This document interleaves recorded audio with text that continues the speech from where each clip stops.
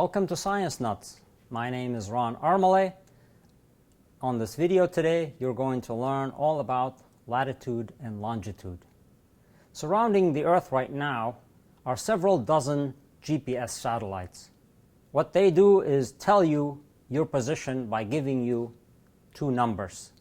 Now, you probably remember in algebra class when you studied the XY axis and learned all about how to find your position on the XY grid using two numbers. This is the same thing that you would do on Earth, except we give them different names. So the x-axis is going right, left, or east and west, so we call that longitude. The y-axis is going up or down, or north and south, we call that latitude. So latitude lines on Earth are represented by circles. The largest one is the equator circle, which we call 0 latitude. And as you go north, the lines increase in angle from 0 at the equator all the way to 90 degrees at the North Pole. And as you go south, the circles get smaller and the lines of latitude become negative in angle all the way to minus 90 degrees at the South Pole. Now, in the other direction, or the x-axis, or east and west, those are represented by half circles. They all start at the North Pole and go all the way to the South Pole, and so we call those meridians of longitude. And so each meridian line goes from north to south, but it tells you your position east and west on the globe. So it's telling you where you are, east or west, from some reference point. Now the reference point is in a place called Greenwich, right outside London, and I'll get to that, back to that in a second.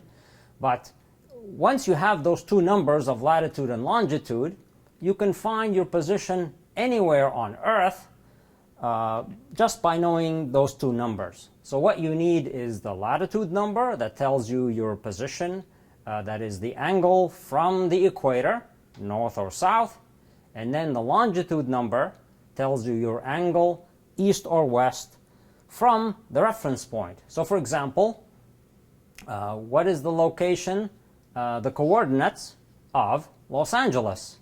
Los Angeles is 34 degrees north of the equator, and it's 118 degrees west of Greenwich, England. So, why is the 0 point of longitude in Greenwich outside London? It's because that's where they have the Royal Observatory.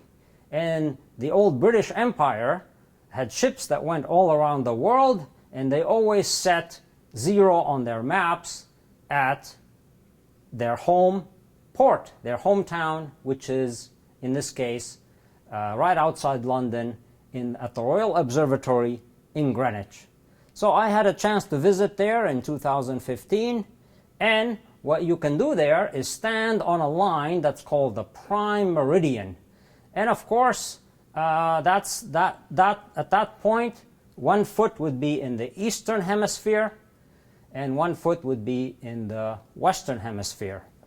So I had a chance to buy this cap, which has a line on it that marks the 0 longitude line, and that's the starting place for east-west positions on Earth. It's always relative to Greenwich. So when the sun comes up in the east and crosses that meridian and sets in the west, the time before the sun coming up is called antemeridian, which means before noon, and the time after that is called postmeridian, which means afternoon. So go out and enjoy the sun, and of course don't forget to take your GPS device, and it'll tell you your position on Earth, and once you know your coordinates, you'll never be lost. So thank you for watching Science Nuts. Now go out and explore your world.